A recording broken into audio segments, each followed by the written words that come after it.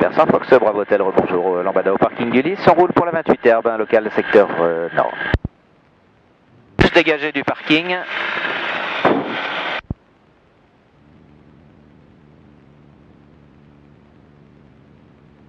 Ok. Voilà, personne à droite, c'est bon. Sur le côté, il ne faut pas hésiter à regarder, parce que je vois pas forcément sur ton côté. Hein. D'accord. Ok. Allez, je te laisse faire le roulage. Donc les pieds sur le palonnier, c'est ça qui est le plus important. Ouais. Voilà. Et tu regardes devant. Je regarde devant, mais je vise quoi? Bah, pour l'instant, il ne se passe rien. S'il y a un avion qui nous rentre dedans, on l'entendra. Et là, en fait, on va aller dans notre direction sur la droite. Ok. Je veux aller rejoindre la piste là-bas. Donc tu diriges ta machine pour rester parallèle aux balises. Bah, les balises jaunes. Ça marche avec les pédales, c'est ça? Ah, exactement. Ok. Je te mets juste la puissance nécessaire pour rouler. C'est pour comprendre comment ça marche. Ouais. Là, tu diriges en fait ta machine à l'œil.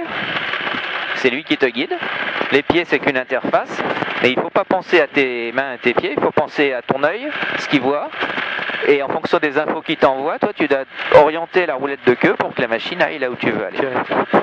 Le bonhomme, les commandes, c'est que finalement entre guillemets, des accidents de parcours, des trucs qui doivent pas rentrer dans ton esprit au niveau pilotage, puisque tu dois vraiment faire corps avec ta machine.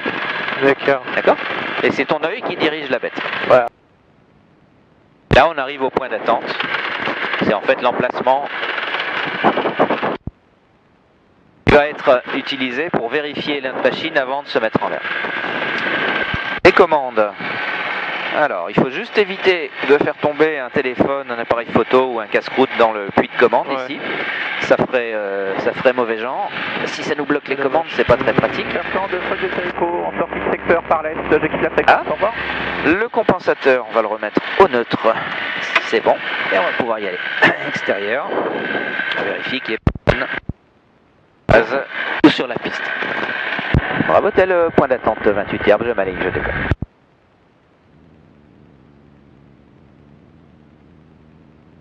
Vous avez déjà volé avant ou pas du tout? Avant, pas du tout, non. D'accord, ok.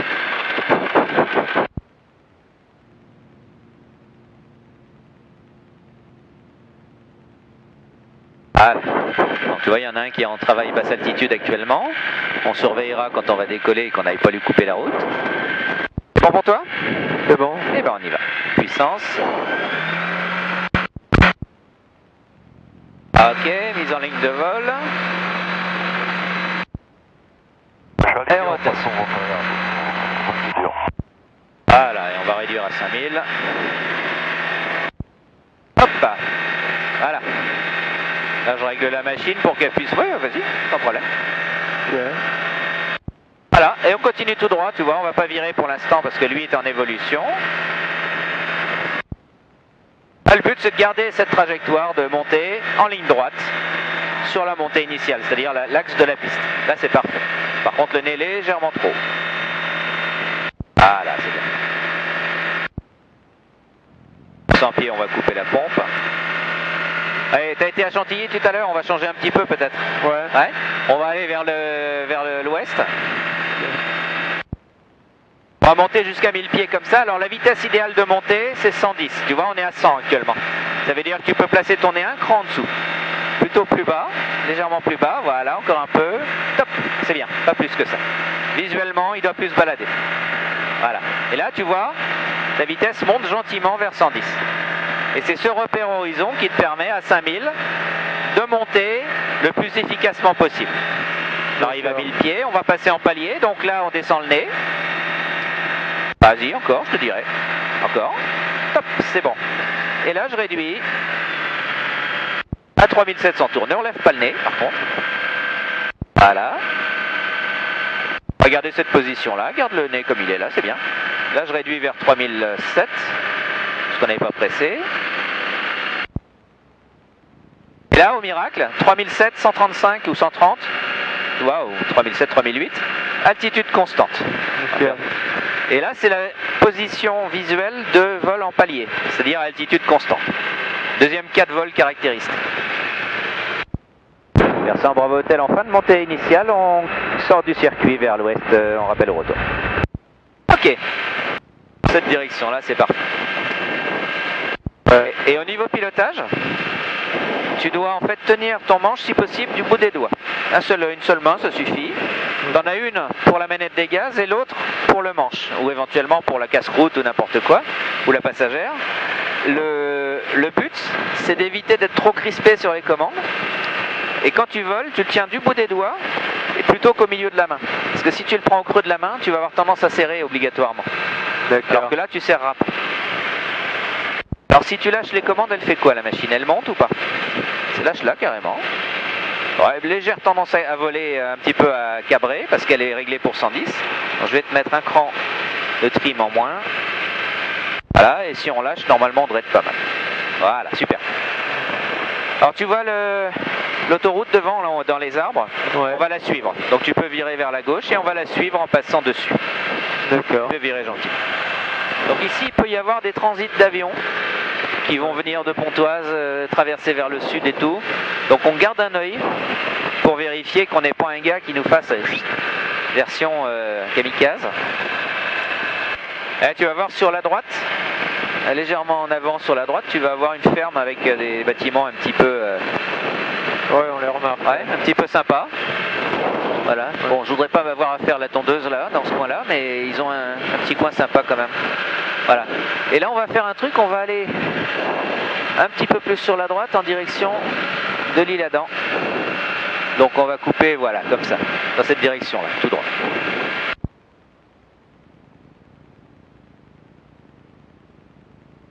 Et quand je prends des virages, je peux aller jusqu'à quelle inclinaison? Alors, quand tu es en montée, le standard de chez Standard, c'est 5 degrés d'inclinaison en montée, parce que tu veux privilégier ton taux de montée, Ouais. la prise d'altitude. En palier ou en descente, on peut prendre 30 degrés d'inclinaison. Donc il n'y a aucun problème jusqu'à 30. Au-delà, ça implique un pilotage un petit peu différent, d'accord? Donc on se limite au niveau valeur d'inclinaison à 30 degrés en standard de chez Standard. Donc là on arrive à l'Isle-Adam, je ne sais pas si tu connais le secteur. Pas très Pas bien, du tout. non. En fait c'est une ville qui se trouve en bord de l'Oise et tu vois les lacs, Ouais. ils ont des lotissements en fait qui sont en bord d'un parc. Et ils ont quasiment les pieds dans l'eau partout, tout autour, tu vois. Ok. C'est assez sympa comme secteur. Alors là, je peux pas trop me balader de ce côté-ci parce que j'ai l'aérodrome de Pontoise qui se trouve dans le soleil là-bas. On voit en fait une zone éclairée, la première. On voit les pistes et les hangars. Ça, c'est l'aérodrome de Pontoise. Ok. Là, dans Val d'Oise, il y a plein de petits villages sympas. Enfin, c'est plus le stade du village, celui-là. Ouais. Et quand on part se balader dans le coin, il y a des moyens de se faire des coins sympas, vos photos de petits villages, d'églises ou d'abbayes. Je repasse par là parce que je ne veux pas survoler le centre commercial, c'est pour ça que je reviens de ce côté-ci. On n'est pas censé survoler les habitations, c'est ça? On a deux choses en fait, c'est un rassemblement de personnes. Donc le rassemblement de personnes implique une hauteur minimum de survol. Donc, un, réglementairement, deux, pour une raison de sécurité toute bête, c'est que si j'ai une panne, il vaut mieux que j'aille me poser dans des endroits qui sont posables plutôt que sur un parking de supermarché. Ouais. D'accord? Et puis ça sert à rien si on a de l'espace libre d'aller se promener sur des endroits où il y a du monde. Tu vois? Alors regarde la vue de Paris un petit peu. C'est sympa. Ouais. Alors malheureusement on ne pourra pas trop s'en rapprocher d'ici parce que là, à 2 ou 3 km dans cette direction-là, j'ai la zone de Roissy et ensuite de Paris. Roissy est droit devant nous en fait dans l'ombre là-bas. Et donc ça c'est pour protéger les approches de Roissy. Donc j'ai le droit de voler là, mais il y a une zone à contourner si tu veux, si je continue vers le sud. Mais là je ne peux pas dans cette direction-là, je vais rentrer dans la zone de Paris. Voilà. Donc tu vois au niveau pilotage, tu mets ta machine sur un rail, inclinaison nulle, stabilisée à altitude constante et tu es sur ta trajectoire. Alors évidemment, il faut faire semblant de piloter si on peut quand même, mais tu vois qu'elle vole toute seule. Le tout c'est de lui donner des positions cohérentes. Si tu la mets dans une position complètement tordue, avec des paramètres de vol qui sont pas bons pour ce que tu veux faire, ça marchera pas. En fait, il y a deux petits lacs qui me servent de point de points de navigation. En fait, si tu regardes sur la carte, tu les vois, mais par contre, sur le terrain, il faut vraiment t'amener dessus pour les repérer.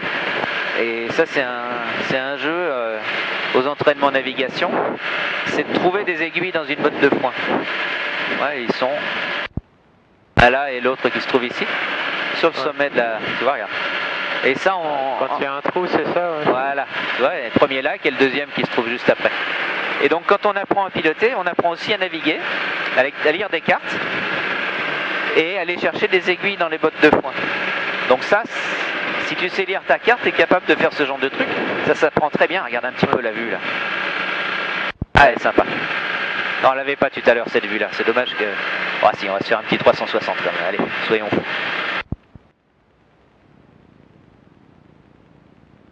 Et une période, il y a plus d'une vingtaine d'années maintenant, on avait le droit à faire un transit de Tour de Paris, en fait en étant très près de Paris.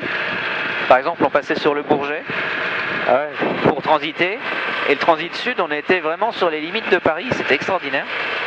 C'est un peu fini ce temps-là, c'est bien dommage. Voilà. Et là, on arrive en vue de l'aérodrome. Donc là, en pratique, quand tu voles, il faut toujours penser à ta sécurité. C'est-à-dire que tu t'engages pas n'importe où, n'importe comment. Tu as vu, ça vole bien. Ouais. Mais il faut penser aussi à sécurité environnement. C'est-à-dire se dire, bah, il y a des gens qui volent, il faut que je les vois. Donc on a aussi l'écoute radio. Mais il y a aussi et si j'ai une panne, qu'est-ce que je fais? Bon, mis à part... hein? Alors comment ça se passe à ton avis? Bah, si j'ai une panne, je me dirige vers une zone dégagée, genre un champ suffisamment grand. Ok, d'accord. Et si tu as une forêt et que tu es au milieu d'une forêt, tu fais quoi? Ça veut dire que tu as fait une impasse sur ta sécurité. Bah, si tu es sur un endroit où tu ne peux pas poser, c'est que tu t'es engagé sur un truc qui est pas bon. Ouais. Et donc il faut y penser avant.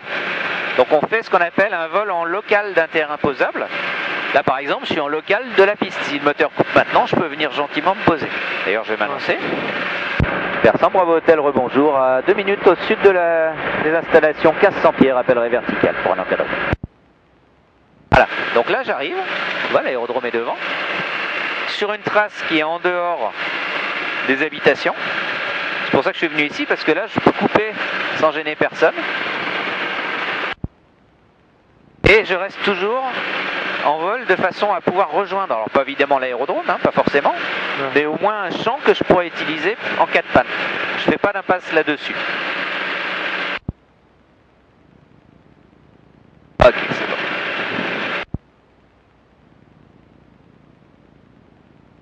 Alors, est-ce qu'il y a du monde autour de piste? Ça, ouais. apparemment, ça me paraît bien calme.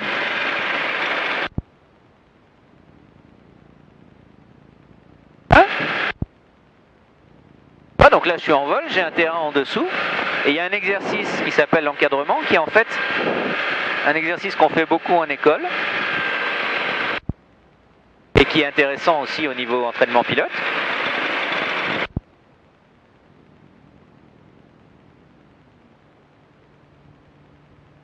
Ah. L'horizontale, ça serait bien qu'elle y aille. Voilà, merci. J'ai passé mon moteur à l'arrêt. Là, tu vois, j'ai pas de problème. Comme ça, je peux tenir mon régime constant sans avoir besoin de faire d'efforts.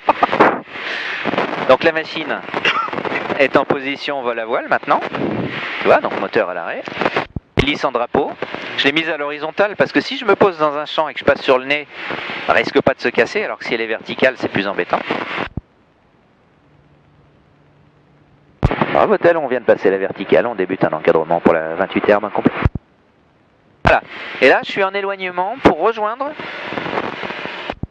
mon circuit et pouvoir me placer pour venir gérer mon atterrissage.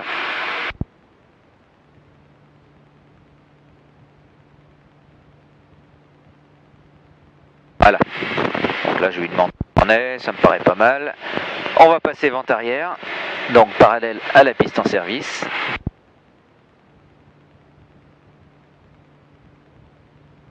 Arrive vent arrière, on cherche pas à atterrir vent de bouffe et tout. Si, mais il faut, pour pouvoir se poser face au vent, il faut que la branche vent arrière, c'est-à-dire la préparation, soit vent dans le dos. D'accord. D'accord? Donc c'est justement ça la possibilité de te poser face au vent, c'est que ta préparation soit vent arrière. C'est pour ça que je viens me placer comme ça. D'accord? Bravo Hôtel, vent arrière 28, herbe pour un complet.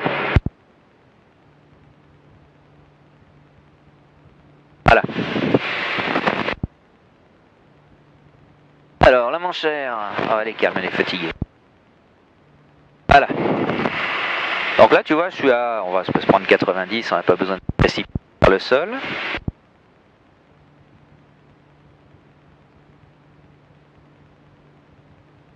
Là tu vois, jusque là, je gère mon plan d'approche. Ah, personne autour, tout est bon, et personne au point d'attente. 30-110.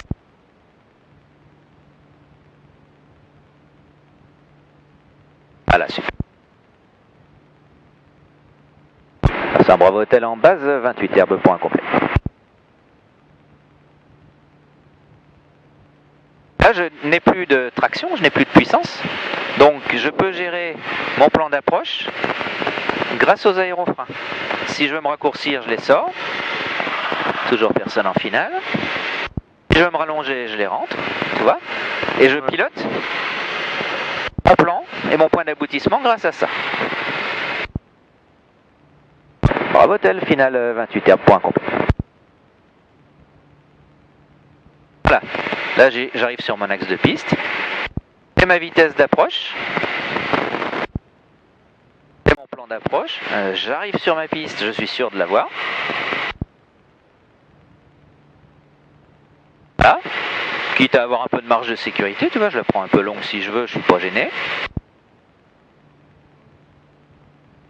D'avoir ma piste, je sors tout. Et je regarde loin devant. Et puis là, t'arrives tranquille, t'es peinard. T'as la vitesse, t'as ta piste, t'as ton axe, tout est cohérent. Et on l'amène gentiment à l'atterrissage. Et on refuse le sol. Jusqu'à ce que la roulette de queue soit au sol. Tu vois? Ok. Ouais. Bon, accessoirement, on va peut-être remettre en route quand même.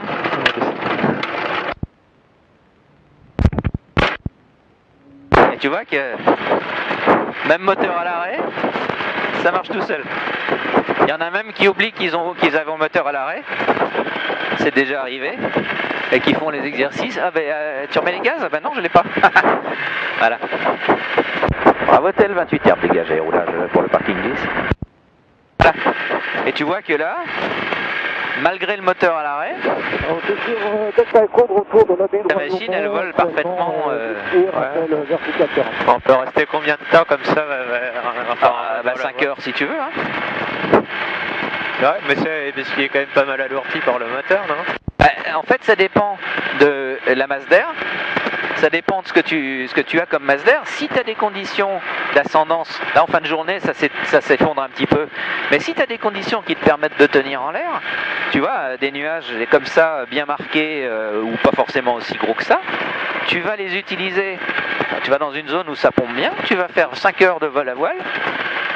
Au bout de 5 heures, tu vas te dire, bon, bah, la vessie commence à en prendre un coup, ou bon, j'en ai marre, je rentre. Mais tu auras fait plus de 5 heures de vol, moteur à l'arrêt.